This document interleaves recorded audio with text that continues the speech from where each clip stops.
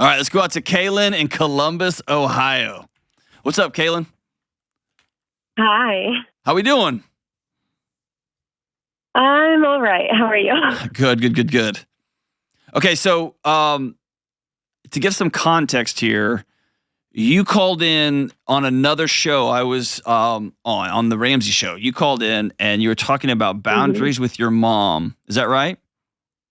Yep. Okay, walk me through the original call here. Okay. And then and what the advice I gave, because it may have been terrible advice. No, it was good. It was good.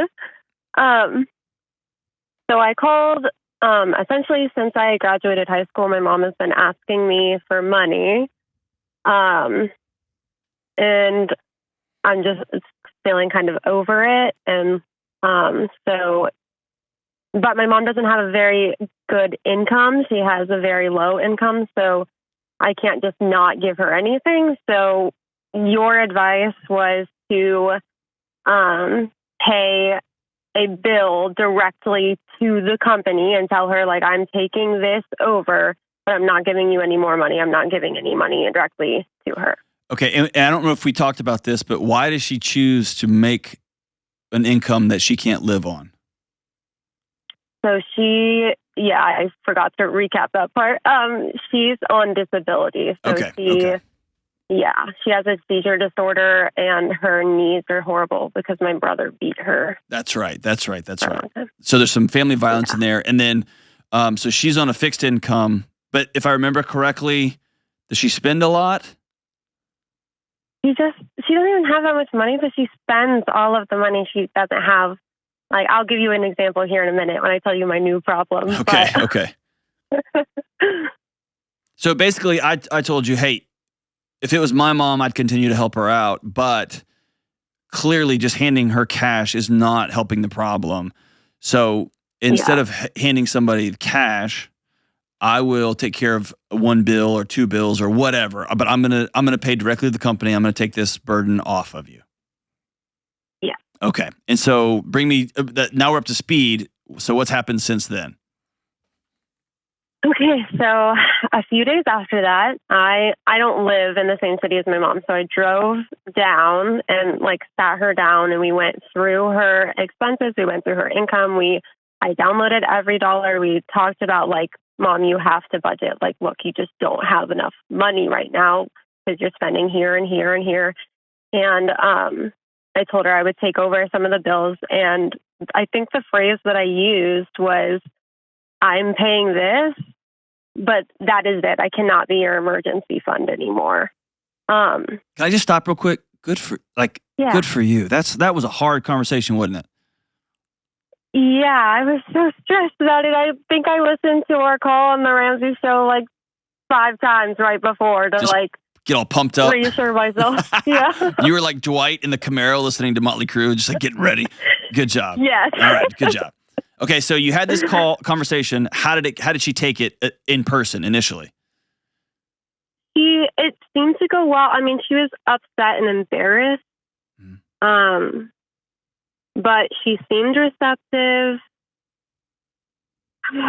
And my sister was there too. My sister lives with her and also just gives her money all the time. And so I talked to my sister too about I know you live together and you don't pay rent, but you need to come up with a set number that you're paying her every month, not just swipe my card when you run out. Just not be an ATM machine. Good for you. Gosh, good for you. Okay, so I'm assuming that sounded good in philosophy and in theory, but then in reality has been different.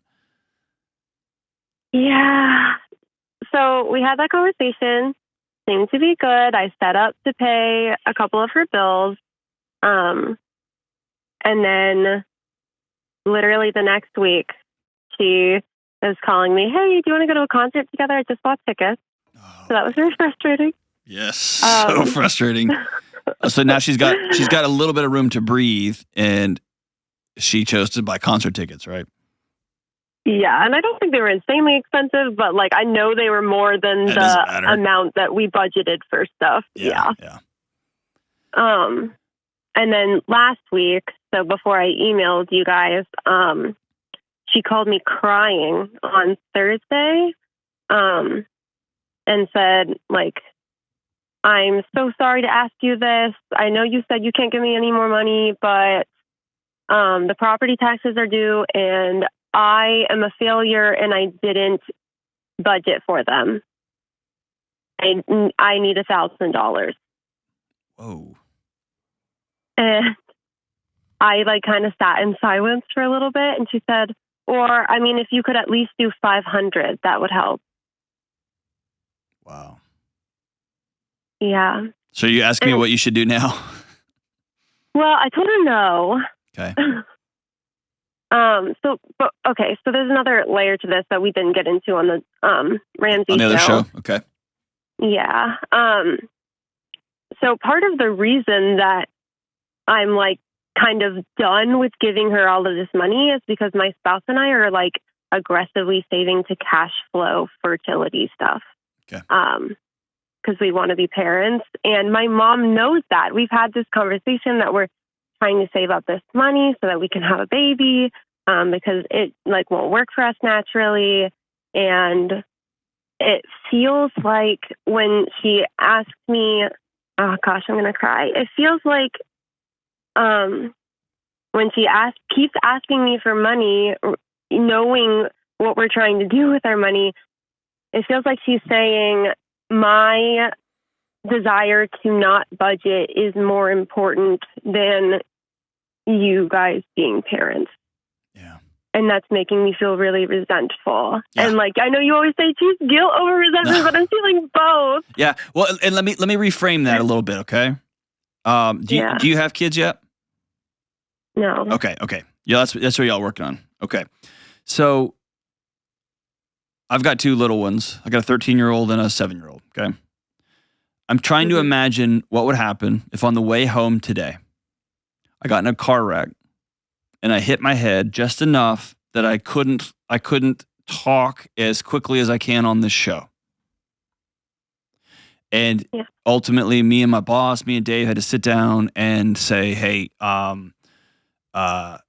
we can't have you on the radio show anymore.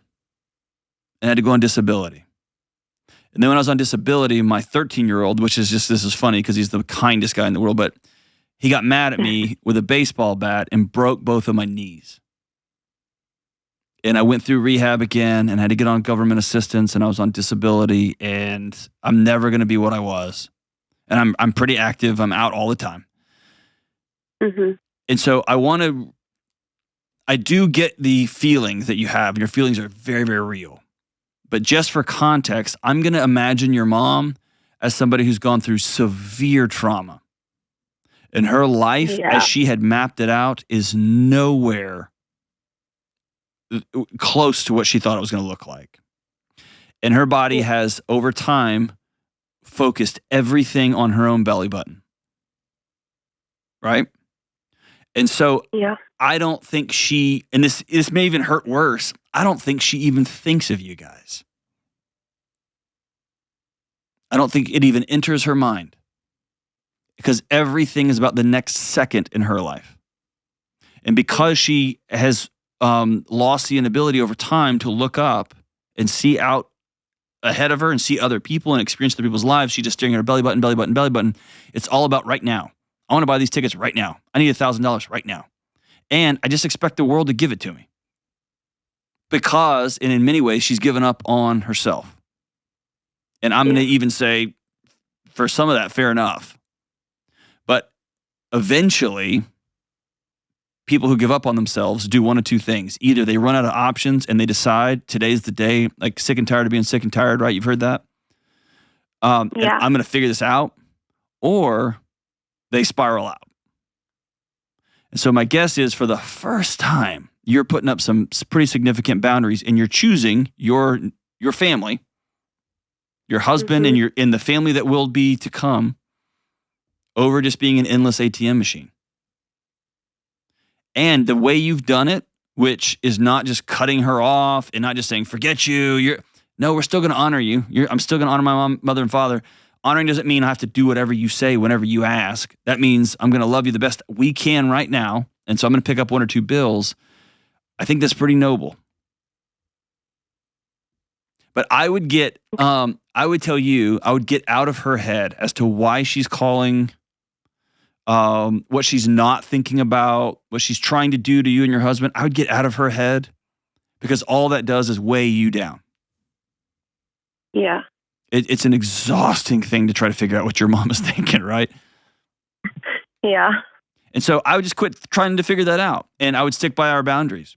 And if you and your husband want to say, okay, you send us your bill, and I'll tell you this, when people start budgeting, it usually takes about 90 days, about 3 budget cycles to get it all ironed out because crap like this happens. Like, oh, I forgot about life insurance. That bill just showed up. Or I forget that, we oil changes. I forgot that. And so these things just pop up. And so it usually takes about 90 days, 3 months to get to a solid budget. And so it may be that you sit down with your husband and say, hey, we cut mom off, but there's going to be an exit ramp here. It's going to be a little bit longer than we hoped. So mom, you send me your tax bill and me and my husband will decide. Because that tax bill may not even be real, right? Yeah, I don't know. Yeah, exactly. So you send me the bill, I'll consider it. Or you say, mom, we're just not going to do any more money right now. Yeah. And I'll tell you this. Here's probably what's going to happen. There's going to be tears. And it sounds like she's already tried that. Calling you, I'm such a loser. Yeah. I'm the worst. Will you help your poor mom? Yeah. You said no. Good for you for holding boundaries. And then it's going to turn to anger. How dare you? Who do you think you are? Who do you think you are? Right? Yeah. I just don't know, like I saw her yesterday. And like, I was just like, my whole body was just like tense the whole time. And I don't know if that's because you always say to like lead with this. My ACEs score is like a 9. So I don't know if that's why or like, but like, I feel like I get worked up easily, but. Hold on. Your body's been trying to protect you for so long, Kaylin. I know. And your mom has never been a place that's safe. And I want to tell you this, she should have been. I'm not blaming her because it sounds like the whole world caved in on her too. Yeah. But your mom's not safe. And so constantly putting your finger back in the light socket and getting frustrated, you keep getting electrocuted. At some point, that's on you. And that means you have to grieve the picture that I'm going to have this new husband who's amazing. We're going to have a couple of kids. It's going to be amazing. And we're going to have grandma time. You may not have grandma time. Or it may be very limited and very different than how you had hoped it would be. And you have to also grieve the fact that we were just going to start having babies. And that's been a challenge, right? Yeah. And the one person you should be able to call is your mom. And you can't call mom. And so that means not that you do without calling people, but now your new mission is to find a woman who's got some experience down the road from you that you can trust, that you could reach out to. Do you have that? Maybe. Everything in your body will say, don't take a risk with a maternal figure. And I'm going to tell you, you got to. You need that. You're worth that.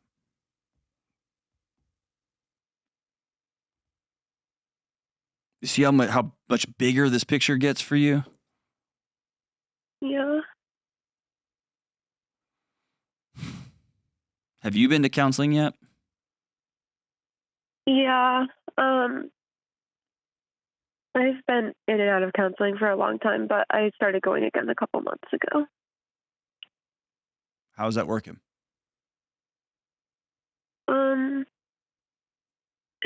It's good. I haven't been able to see my person for a couple weeks because she's been on vacation. Okay. I want you to get back in as soon as possible, and here's what I want you to ask in a direct way. I need to work on A, boundaries with mom, and B, I need to work on some skills that when I'm with mom, I stop outsourcing the way my body feels to her energy. That's what healing actually is when you can be around somebody who's not okay and you remain okay. You can remember those things that happened to you. An ACEs score of 9 means you grew up in hell, right? Yeah. Yeah. That you can think back to some of those things and your body doesn't take off on you. I'm going to tell you, being on the other side of it, it's amazing.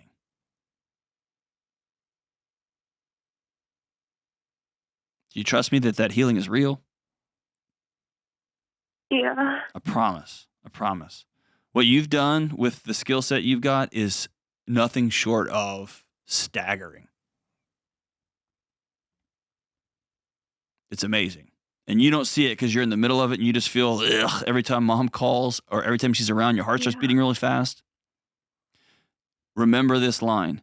She does not get a vote.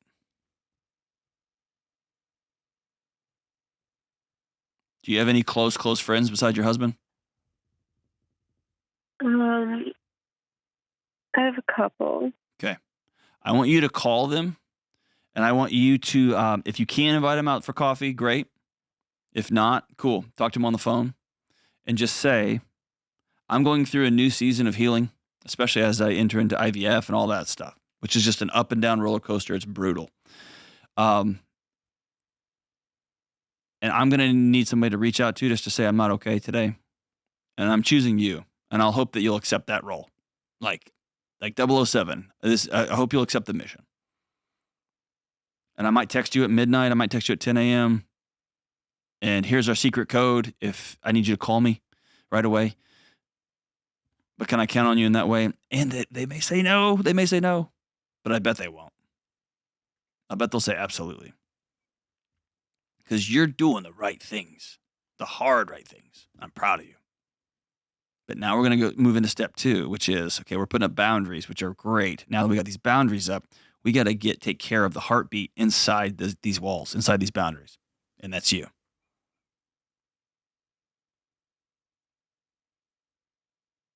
It's going to be some intentional connection with husband. It's going to be some intentional connection with some friends. It's going to be some intentional disconnection from mom. And by the way, when the money gets cut off, she'll probably pull away. And you're going to feel a tension that you got to go find her.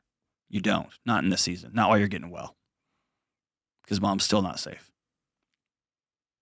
And she's going to get mad. She's going to get angry. All that. Mom's not safe. So I'm going to hold my ground. I'm going to hold my boundary. I'm going to rely on my people who I love. I'm proud of you. Hang on the line. I'm going to send you Building a Non-Anxious Life too. That's something you and your husband can use as a roadmap inside your home, because you're going to have to build something you've never seen, which is a home full of laughter and warmth and joy, not a home full of chaos, and abuse. You call anytime. I'll have you on the show once a week. Just have you call in and check in and see what the latest thing I can help you with. But I promise you there's healing on the back end of this. Last thing, as I said earlier, be very direct with your counselor about what you want to work on. We're not just going to go and talk anymore. We're going to get very specific, because I need to learn how to live in my own skin. And unfortunately, I got to learn to live in my own skin separate from mom. I promise you can do it. I promise.